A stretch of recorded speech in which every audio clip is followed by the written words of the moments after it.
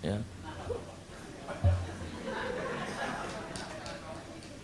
Supaya produktif kita ini semua, jadi harus produktif judulnya. Saya yakin, karena kalau orang produktif itu dia berpikir memberikan yang terbaik untuk orang lain, menjadi orang soleh bermanfaat, itulah kunci hidup yang sebenarnya. Lalu membuka peluang ini macam-macam. Ya, Bapak Ibu, kira-kira kalau saya bicara begini ini, pantasnya saya ini lulusan jurusan apa? Kalau saya kuliah gitu jurusan apa cocoknya?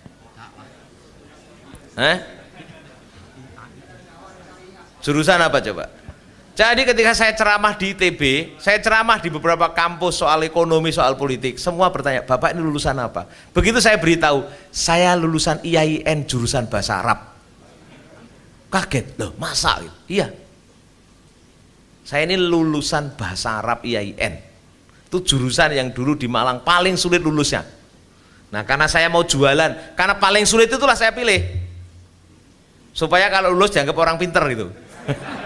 Itu kan strategi marketing jualan gitu kan. Waktu itu boleh nulis skripsi pakai bahasa Indonesia, bahasa Arab. Saya tulis bahasa Arab. Kenapa? Supaya saya laku. Namanya jualan kok. Masa saya, kamu jurusan bahasa Arab? Oh saya mau berjuang lillahi ta'ala. Nah, masa saya nggak bisa hidup kalau nggak lillahi ta'ala gitu. Saya harus hidupi anak istri saya kok. Maka saya jualan pertama kali saya hidup adalah bahasa Arab. Ketika ada pembantu rektor satu Universitas Muhammadiyah Malang tanya, karena waktu itu Fakultas Agama Unmu Malang itu lagi dia sadar bahwa ini Fakultas Agama ini muridnya paling sedikit. Kenapa? Orang Muhammadiyah itu selalu dianggap tidak bisa bahasa Arab, tidak bisa kitab kuning. Lalu dia nantang saya sebagai orang yang baru lulus, Pak, Dik, sampean bisa nggak ngajari orang setahun bisa bahasa Arab dan bisa membaca? Wah, ini namanya orang mau jualan masa bilang, mboten saged. Ya ora payu aku. Saya bilang bisa, Pak, gitu. Bisa. Wah, gara-gara saya ngomong bisa, saya cari beberapa teman saya, lalu saya kumpulkan, itulah yang membuat saya jadi dosen pertama kali. Tentu saya nggak boleh jualan bahasa-bahasa Arab tok kan. Lalu saya mulai setelah jadi di kampus, saya mulai jualan macam-macam saya. Wah, jualan ide, jualan gagasan, jualan tentang transformasi.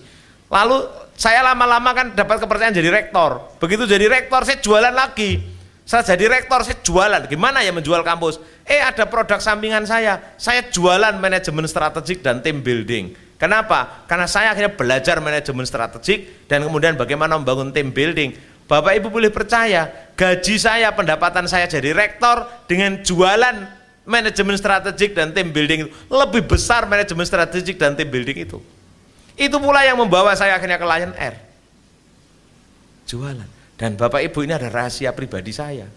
Saya jadi bupati ini, kenapa kok saya alhamdulillah sampai saat ini saya dengan Pak Hartono itu belum pernah nerima uang staf bilang, niki Pak untuk Bapak. Saya nggak pernah terima, kecuali hak saya memang saya harus terima. Ya. Kalau sampai dengar ingatkan saya. Ya. Karena alhamdulillah sekarang kita belum pernah terima uang yang memang bukan hak. Kalau saya makan dengan staf saya kadang-kadang saya yang traktir malah. Ya, karena duitnya lebih banyak saya. Jadi saya selalu bilang, kalian tuh duitnya banyak saya kok, kamu mau memberi saya, bilang. Ya walaupun saya nggak berlebihan, tapi saya nggak bisa juga luman sembarangan ngasih duit, karena duit saya harus saya manage dengan baik, karena memang saya terima juga nggak banyak. Tapi di antara yang nggak banyak, saya bisa nyekolahkan anak saya ke luar negeri itu, Bapak Ibu, saya ini rahasia. Itu antara lain karena saya jualan. Jualan apa? Bapak Ibu, ketika saya di Bojonegoro, saya melihat, saya bikin training Al-Fatihah. Training Al-Fatihah saya itu mungkin saya sudah dapat duit miliaran. Saya memberi itu, kalau dirupiahkan. Karena saya memberi training di mana-mana. Kemudian melakukan transformasi Bojonegoro ini, itu juga dengar dari mana-mana. Saya kadang-kadang, saya baru ceramah, saya pergi ke internasional ceramah di mana-mana, termasuk di Rusia. Saya ceramah baru lama di Tugu Pratama, perusahaannya Pertamina Asuransi. Saya ceramah di berbagai tempat. Kenapa saya bisa menceramahkan itu? Bukan karena ijazah saya, tapi karena dianggap saya punya reputasi. Dan reputasi saya itulah yang kemudian berbicara dan menjadi jualan saya. Dulu saya berpikir, wah wong desa ya apa tuh, aku ki wong desa wong Bojonegoro. Tapi ternyata setelah saya menjalani ini, saya kadang-kadang bilang dalam diri saya, biasanya wong Jakarta nyanami wong desa, saiki ki wong desa nyeramai wong Jakarta. Yo ngono lek ngomong. Dan rasanya saya tidak bersaing dengan siapapun di Bojonegoro ini. dalam profesi itu kan nggak bersaing dengan siapapun kecuali bupati tok lo bersaingan. Itu produk sampingan saya tuh nggak bersaing dengan siapapun. Kalau toh ada orang yang bisa seperti saya lebih banyak, itu lebih baik ya. Nah karena itu saya ingin menegaskan, mari kita didik anak-anak kita berani berpikir, tidak hanya mau jadi yang formal-formal itu. Dorong ke sana.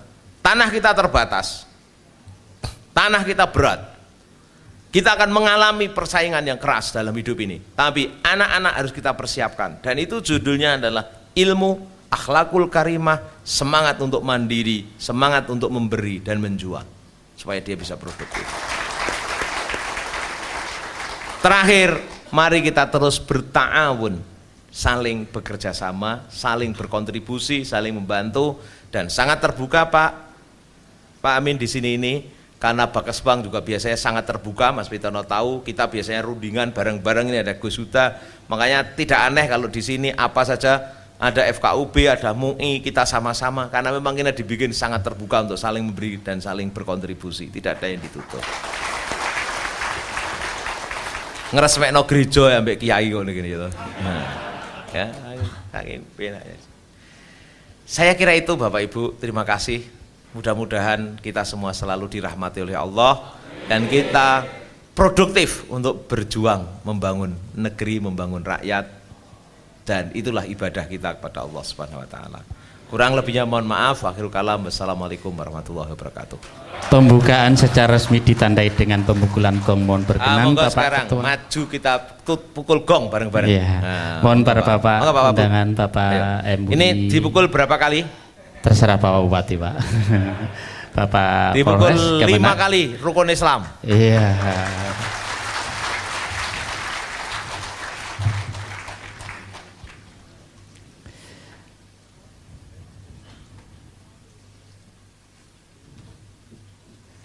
Sebuah kebersamaan, kita berikan aplaus yang meriah.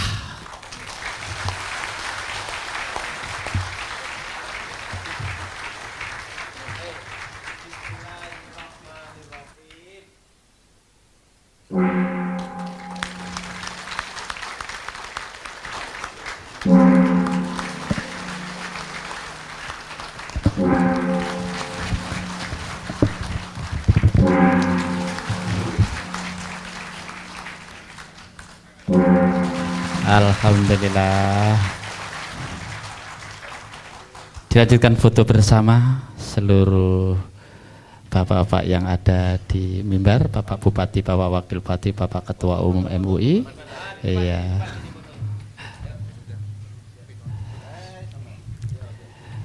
Terima kasih Bapak Ketua FKUB, Kemenak, semuanya lengkap, dari Polres sekaligus dari DPW. Iya, kita foto bersama. Silakan kameraman.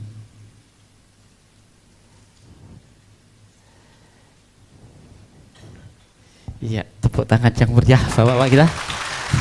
Terima kasih Bapak Bupati, Bapak Wakil Bupati, Pak Ketua Umum MUI, Bapak Ketua DPW, dan mohon berkenan. Iya, alhamdulillah. Sebuah keadaan Bapak Ketua FKUB, Bapak Ketua MUI, nampaknya akan kita saksikan juga beberapa hal. Kita saksikan Bapak Bupati, Pak Wakil Bupati yang tentunya kembali ke tempat, dan sekarang akan menuju ruang khusus untuk makan bersama. Dan ucapan terima kasih, selamat jalan Bapak Bupati, terima kasih Bapak Wakil Bupati, Bapak Polres, Ketua Umum MUI dan FKUB. Sambil menunggu beliau menikmati hidangan, kita tampilkan Persinas Asad untuk kita semuanya. Dan mohon bersabar, Bapak Bupati masih menuju ruang ramah tamah, dan alhamdulillah serangkaian acara telah bisa kita ikuti bersama. Perubahan jadwal dan susunan acara nampaknya memberikan suatu kenyamanan, doa ditutup pada acara ketiga dan acara berikutnya bisa berjalan begitu semangat. Kami silakan adik-adik pendekar-pendekar cilik dari Persinas Asad. Ya.